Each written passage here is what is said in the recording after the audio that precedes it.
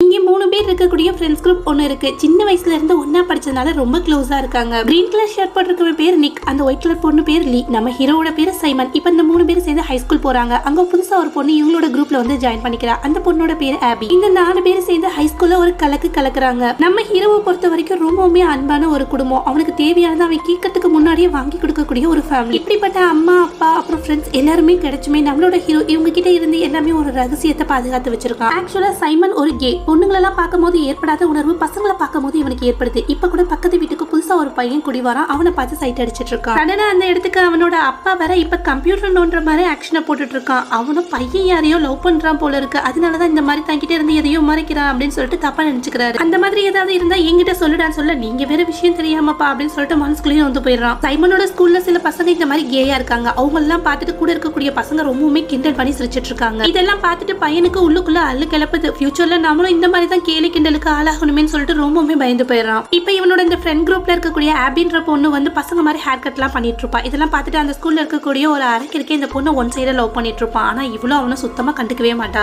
இப்படி எல்லாம் போயிட்டு இருக்க இவனோட லைஃப்ல வந்து சடனா ஒரு விஷயம் நடக்குது. நம்ம சைமனும் லவ் பண்ண ஆரம்பிக்கிறான். ஆக்சுவலா ஒரு வெப்சைட்டை பாக்குறான். அந்த வெப்சைட்ல இந்த மாதிரி இருக்கக்கூடிய பசங்க எல்லாமே சேட் பண்ணிட்டு இருக்காங்க. அவங்களோட டீடைல்ஸ் எல்லாமே சீக்கிரட்டா இருக்கும், யாருக்கும் தெரிய வராது. அதுல நிறைய பேர் வந்து மெசேஜ் பண்ணிருக்காங்க. அதுல ஒரு பர்டிகுலர் ஒரு பையனோட கவிதையை வாசிச்சு பாக்கலாம். இவனை ரொம்பவே இம்ப்ரெஸ் பண்ணிடுது. என்னோட வாழ்க்கையும் இந்த ராட்னத்துல சிக்கினது போலதான். திடீர்னு சந்தோஷத்துல உலகத்தோட உச்சத்துல இருப்பேன். சடனா பாறங்கள் போல கீழே விழுந்து உடைஞ்சிடுவேன். இருந்தாலும் சந்தோஷமா என்னுடைய வாழ்க்கையை வாழ்வேன். இப்படிக்கு ப்ளூ அப்படின்னு சொல்லி போட்டிருக்கு. இப்ப அந்த மெயிலுக்கு ரிப்ளை மெயில் பண்ண ஆரம்பிக்கிறான். என்னோட பேர் சைமன். எனக்கு வாழ்க்கையில எல்லாமே கிடைச்சிருக்கு. அன்பான ஃபேரன், சப்போர்ட் பண்ணக்கூடிய ஃப்ரெண்ட்ஸ். பட் நான் ஒரு கே அப்படின்ற ஒரு விஷயத்தை தவிர பயப்படுறதுக்கு என்கிட்ட எந்த விஷயமும் கிடையாது அப்படின்னு சொல்றான். அவன்கிட்ட இருந்து பதில் வரும்னு சொல்லிட்டு வெயிட் பண்ணுவான். பட் எந்த யூஸும் கிடையாது. அதனால அப்படியே தூங்கிடுவான். காலை எந்திரிச்சு பார்த்தோன்னே மொபைல தான் கையில எடுப்பான். ப்ளூ கிட்ட இருந்து ஏதாவது ரிப்ளை வந்திருக்கா அப்படின்னு சொல்லிட்டு பார்ப்பான். ஸ்கூல்லையும் அவனோட வேலை எல்லாமே மொபைலை செக் பண்றது மட்டும்தான். இந்த அளவுக்கு ஒரு பையன் இவனை வந்து இம்ப்ரெஸ் பண்ணிருக்கான் அப்படின்ற விஷயம் அவனுக்கே தெரியும். இப்ப அந்த இடத்துக்கு வர பிரின்சிபல் வந்து ஸ்கூல் கேபின்ல வந்து மொபைல் யூஸ் பண்ணக்கூடாதுன்னு வாங்கிட்டு போயிடுறாரு. கிளாஸ் முடிஞ்சதும் அவரை சமாதானப்படுத்தி கை காலில் விழுந்து அந்த போனை வாங்கிட்டு போறான். ஃபர்ஸ்ட் அவனோட வேலை வந்து அந்த மெயில செக் பண்ணி பாக்குறது தான். இப்ப ப்ளூ ரிப்ளை பண்ணிருக்கான். ஹேய் சூப்பர் பா, எப்ப நீ கேன் கண்டுபிடிச்ச அப்படின்னு சொல்லி கேக்குறான். அதுக்கு சைமன், நான் ஸ்கூல் ஆனுவல்ல ஒரு பொண்ணோட டான்ஸ் ஆடுறதுக்காக போனேன். அந்த பொண்ணு என்கிட்ட வந்து கிஸ் பண்றதுக்காக வந்தா. அப்ப ரொம்ப பயந்து போயிட்டேன். உடனே பாத்ரூம் ஓடி போய் என்னோட அம்மாக்கு போன் பண்ணி அவங்களோட சேர்ந்து வீட்டுக்கு போயிட்டேன்னு சொல்றான். அப்பதான் எனக்கு பொண்ணுங்க மேல எந்த இருப்பும் இல்லைன்றது தெரிஞ்சுக்கிட்டேன்னு சொல்றான். இதை பார்த்தோன்னே ப்ளூ வந்து பதிலுக்கு ரிப்ளை பண்ண இப்படியே இவங்களோட சேட்டிங் தொடர்ந்துகிட்டே போகுது. மொபைல்ல சேட் பண்ண தானே பிடிங்கி வச்சுக்குவாங்கன்னு சொல்லிட்டு ஸ்கூல்ல இருக்கக்கூடிய கம்ப்யூட்டர்ல இப்ப வந்து சேட் பண்ண ஆரம்பிக்கிறான். இப்ப அந்த இடத்துக்கு வர பிரின்சிபல் அவனை எட்டி பார்க்க அடப்போங்க அப்படின்னு சொல்லிட்டு அந்த இடத்த விட்டே போய் அந்த இடத்துக்கு வர ஆபிய வந்து லவ் பண்ணக்கூடிய அந்த அரக்கிற்க இவனோட சேட்டிங் எல்லாத்தையுமே பாத்துறான். அடப்பாவி, நீ ஒரு கேயா, இவ்வளவு நாள் இது தெரியாம போச்சுன்னு சொல்லிட்டு அவனுக்குள்ள சிரிச்சுக்கிறான். இப்ப இவன் இவ்வளவு நாளா வச்சிருந்த அந்த சீக்ரெட் இவனுக்கு தெரிஞ்சு போச்சு. இப்ப அவங்களோட கிளாஸ்ல ஒரு பணக்கார வீட்டு பையன் இருப்பான். அவனோட பேர் வந்து பிராம். ஹாலோவின் டேக்காக எங்களோட வீட்டுல ஒரு பார்ட்டி நடக்குது, நீங்களும் ஜாயின் பண்ணிக்கலாம்னு சொல்லிட்டு அவங்க அவனை பாக்குற சைமனுக்கு அவன் மேல ஒரு ஃபீலிங் வரும். பட் இருந்தாலும் அது பெருசா எடுத்துக்காம அது கண்டுக்காம அப்படியே விட்டுடுவான். இப்ப சைமனோட சீக்ரெட் தெரிஞ்சுக்கிட்ட அந்த அரக்கிற்கு உன்னோட ஃப்ரெண்ட் ஆபியை என்ன லவ் பண்ண வைக்கணும், அப்படி இல்லைன்னா உன்னோட இந்த சீக்ரெட் எல்லாத்தையும் ஸ்கூல் ஃபுல்லா பரப்பி விட்டுருவேன்னு சொல்லி அவனை என்னடா மாமா வேலை பார்க்க சொல்றியான்னு சொல்லிட்டு இவனும் கோவப்பட கிட்டத்தட்ட அப்படிதான், வேற வழியே இல்ல ஒத்துக்கோன்னு சொல்ல வேற வழி இல்லாம இவனும் ஒத்துக்கிறான். தான் ஒரு கேம் சொல்றதுனால ஏற்படக்கூடிய விளைவுகளை பத்தி ரொம்பவுமே யோசிக்கிறான். அதனாலதான் இந்த மாதிரி ஒரு விஷயத்த பண்றான். இப்ப சைமன் நல்லா ட்ரிங்க்ஸ் பண்ணிருக்கான். பிராம் பத்தின ஒரு ஃபீலிங் அவனுக்கு இருந்தனால ஒருவேளை அவன் தான் ப்ளூவா இருப்பானு சொல்லிட்டு அவனை மீட் பண்றதுக்காக போறான். அந்த டைம்ல பிராம் வேற ஒரு பொண்ணோட ஒன்னா இருப்பான். இதை பார்த்துட்டு இவன் கண்டிப்பா கேயா இருக்க முடியாதுன்னு சொல்லிட்டு அந்த இடத்த விட்டு போயிடுறான். இப்ப இவனுக்கு அந்த ப்ளூ அப்படிங்கிற பையன் மேல இருக்கக்கூடிய ஃபீலிங்ஸ் எல்லாமே காதலா மாறிடுச்சு. அதனால சேட்டிங் பண்ணிட்டு இருக்கும் போது கீழே லவ் ப்ளூ அப்படின்னு சொல்லிட்டு ஒரு மெசேஜ் அனுப்பிச்சு விட்டுறான். இதை பார்த்துட்டு ப்ளூ ரொம்ப கோவப்படுவான்னு நினைக்கிறான். ஆனா அவனும் அந்த மெசேஜை பார்த்துட்டு எந்த விதமான ரியாக்ஷனும் பண்ணல. அடுத்த நாள் ஸ்கூல்ல ஒரு பையன் நான் பேரண்ட்ஸோட 10 நாளைக்கு கிறிஸ்துமஸ்க்காக வெளியில போறேன்னு சொல்றான். இது நோட் பண்ணிட்டு இருக்கான் சைமன். இதுக்கு இடையில ஆபிய வந்து லவ் பண்ண வைக்கிறேன்னு சொல்லி ஒத்துட்டு இருக்கறனால அந்த பையனை கூப்பிட்டு ஆபியும் கூப்பிட்டு ஒரு ரெஸ்டாரண்ட் போறான். இப்ப 2 பேரும் அந்த இடத்துல வந்து நல்லா பேசி பழகிட்டு இருக்காங்க. இப்ப 2 பேரும் ஓரளவுக்கு நல்ல ஃப்ரெண்ட் ஆயிட்டாங்க. நான் மனசுல நடந்துட்டு இருக்க இந்த போராட்டத்தை தன் ஃப்ரெண்ட்ஸ் கிட்ட எப்படியாவது சொல்லணும்னு டிசைட் பண்றான். அதனால ஆபி கிட்ட தான் ஒரு கே அப்படின்ற விஷயத்த சொல்றான். இதை கேட்ட அவளும் நீ எப்படி இருந்தாலும் நீ என்னோட ஃப்ரெண்ட் அப்படின்னு சொல்லி அவனை அக்செப்ட் பண்ணிக்கிறா. இதனால ரொம்ப சந்தோஷப்படுறவன் அன்னைக்கு சேட்டிங்ல ப்ளூ கிட்ட இதை பத்தி பேசுறான். நான் என் ஃப்ரெண்டு கிட்ட நான் ஒரு கேன்ற விஷயத்த சொன்னேன். அவன் ரொம்பவுமே சந்தோஷப்பட்டா, என்னை ஏத்துக்கிட்டான்னு சொல்றான். அதே மாதிரி ப்ளூவும் நான் இதை பத்தி என்னோட பேரண்ட்ஸ் கிட்ட சொன்னேன், அவங்களும் என்னை ஏத்துக்கிட்டாங்கன்னு சொல்றான். அது மட்டும் இல்லாம நான் கிறிஸ்துமஸ்க்கு 10 நாளைக்கு அவுட்டிங் என் பேரண்ட்ஸோட வெளியில போறேன். அதனால வந்து உங்ககிட்ட சேட் பண்ண முடியாது, அந்த இடத்துல சிக்னல் இருக்காது அப்படின்னு சொல்றான். ஸ்கூல்ல ஒரு பையன் வெளியில போறதா சொல்லியிருந்தான் இல்லையா, ஒருவேளை அவன் தான் ப்ளூவா இருப்பானோன்னு இவன் திங்க் பண்ண ஆரம்பிக்கிறான். பாக்குற எல்லாரையும் இவன் தானோ அப்படின்னு சொல்லி திங்க் பண்ண ஆரம்பிக்கிறான். இதுக்கு இடையில வந்து இவங்க ஃப்ரெண்ட்ஸ் குரூப்ல இருக்கக்கூடிய நிக்கோ ஆபியை வந்து லவ் பண்றேன்னு சொல்லிட்டு நம்ம சைமன் கிட்ட சொல்றோம். இங்க இவன் போய் ப்ரப்போஸ் பண்ண ஆபி ஒத்துக்கிட்டா அப்படின்னா இந்த அரக்கிருக்கேன் தன்னை பத்தின சீக்கிரம் ஃபுல்லா வெளியில சொல்லிடுவானே அப்படின்னு சொல்லிட்டு பயப்படுறான். அந்த அரக்கிருக்கேன் கிட்ட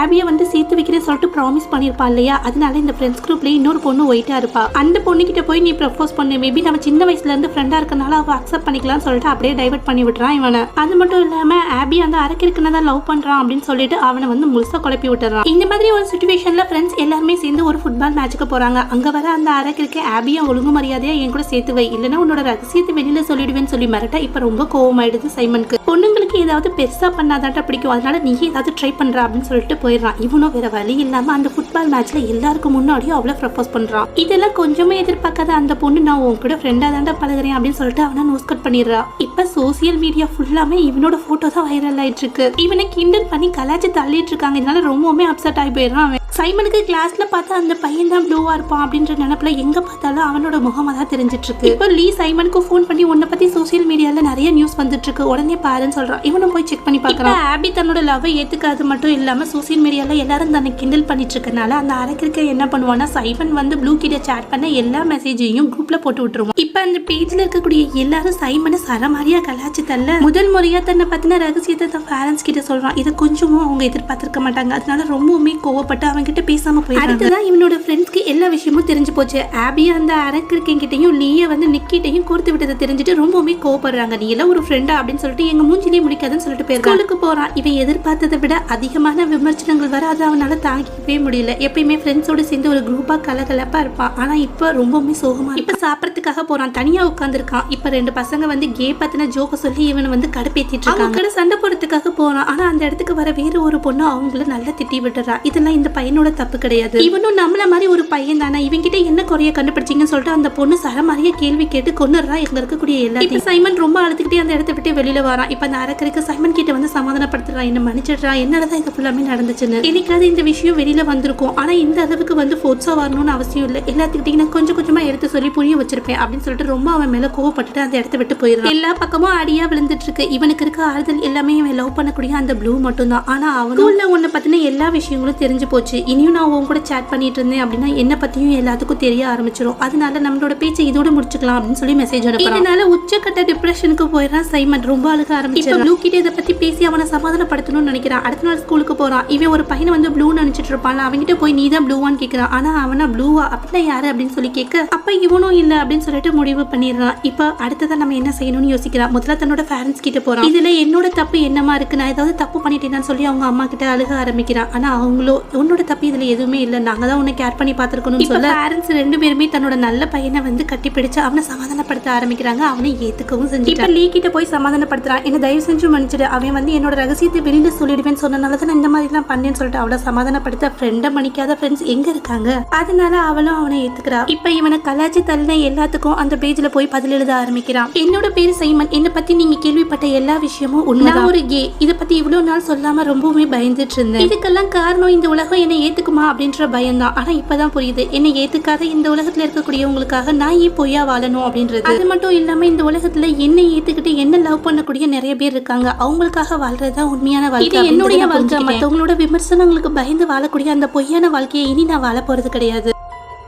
இந்த உலகத்திலேயே நான் லவ் பண்ணக்கூடிய ஒரே பர்சன் என்னோட ப்ளூ மட்டும் தான். அவன் எப்படி இருப்பான், அவனோட நிறம் என்ன, அவன் உயரமா என்ன அப்படின்றது எனக்கு எதுவுமே தெரியாது. நான் அவன் கூட சேட்டிங் பண்ணதை பொறுத்த வரைக்கும் அவன் ரொம்பவுமே வந்து கைண்டான ஒரு பர்சன், ரொம்பவே சென்சிட்டிவானவன். நீ இதை பார்த்துட்டு இருப்பேன்னு எனக்கும் தெரியும் ப்ளூ. என்னோட விமர்சனங்களை தாண்டி நான் வெளியில வர ஆரம்பிச்சிட்டேன். அதே போல நீயும் வெளியில வரணும்னு ஆசைப்படுறேன். உன் கவிதையை பார்த்து தான் உன்னை காதலிக்கவே ஆரம்பிச்சேன். அதுல இருக்கிறது போல நம்ம ஸ்கூல் ஃபெஸ்டிவல்ல நடக்கக்கூடிய ராட்னத்துல நான் உட்காந்து பக்கத்துல வந்து நீ உட்காந்தா என்ன ஏத்துக்கிட்டதா அர்த்தம் அப்படின்னு சொல்லிட்டு ப்ளூ எழுதின அதே கவிதையை அந்த பேஜ்ல இவனும் இப்ப எழுது. என் வாழ்க்கையும் இந்த ராட்னத்துல சிக்கினது போலதான். திடீர்னு உலகத்தோட உச்சத்துல இருப்பேன், சடனா பாறாங்கல் போல கீழே விழுந்து உடஞ்சிருவேன். இருந்தாலும் சந்தோஷமா வாழ்வேன் என்னுடைய வாழ்க்கை. சைமனோட இந்த ரொம்ப மோட்டிவான பேச்சு அங்க இருக்கக்கூடிய எல்லாத்தையுமே இம்ப்ரெஸ் பண்ணிடுது. அதனால ஸ்கூல்ல இருக்கக்கூடிய எல்லாரும் அவன் கிட்ட வந்து ரொம்பவுமே ஜாலியா பேச ஆரம்பிச்சிடுறாங்க. அவனோட ஃப்ரெண்ட்ஸும் பழையபடி அவனை ஏத்துக்கிறாங்க. இப்ப அவனோட லைஃப் ரொம்பவுமே நார்மலா போய்கிட்டு இருக்கு. இவன் சொன்ன அந்த நாளும் வந்துருச்சு. இப்ப இவனை விட ஆர்வம் அதிகமா அங்க இருக்கக்கூடிய எல்லாரும் அந்த ப்ளூ யாருன்னு கண்டுபிடிக்கிறதுக்காக அந்த இடத்துல வந்து நிக்கிறாங்க. ஒவ்வொரு முறையும் ராட்னம் சுத்த ஆரம்பிக்குது. தான் பக்கத்துல யாராவது வந்து உட்காருவாங்கன்னு சொல்லிட்டு சைமன் வெயிட் பண்றான். பட் அவன் ஏமாந்ததான் இருக்கக்கூடிய எல்லா பணத்துக்கும் சுத்தி முடிச்சாச்சு. இதுதான்ப்பா உனக்கு கடைசி ரவுண்ட். நானும் யாராவது என் பக்கத்துல உட்காருவாங்கன்னு வெயிட் பண்ணிட்டு இருக்கேன்னு சொல்ல இடத்துக்கு வர அந்த அரக்கிருக்கேன் தங்கிட்டு இருக்கக்கூடிய எல்லா பணத்தையும் சேர்ந்து எக்ஸ்ட்ரா அவனை வந்து இந்த ராட்டினத்துல சுத்த விடுங்கன்னு சொல்றான். என்ன மன்னிச்சிட்டு சைமன், என்னாலதான் இவ்வளவு நடந்துச்சுன்னு சொல்ல அந்த இடத்துக்கு வந்து பிராம் வரான். நான் வந்து உன் பக்கத்துல உட்காரலாமான்னு கேக்குறான். இப்ப எல்லாருமே ஆச்சரியப்பட்டு இருக்காங்க. அந்த ராட்டினம் சுத்த ஆரம்பிக்குது. 2 பேரும் உச்சியில போய் நிக்கிறாங்க.